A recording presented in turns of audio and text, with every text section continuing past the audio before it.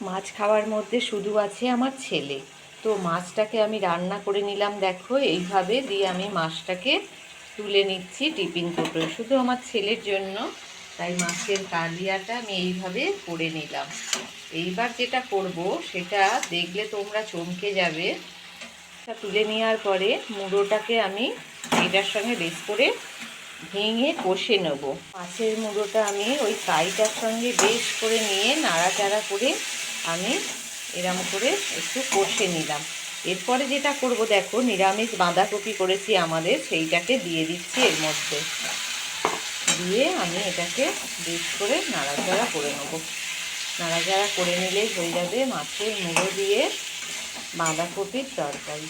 এটা শুধু আমার ছেলের জন্য, তো যার জন্য আমি এই রকম প্রসেসেই করে নিই, নাহলে কত রকম করব বলো। ঠিক আছে, দেখো মাছের মাথা দিয়ে বাঁধাকপির তরকারি।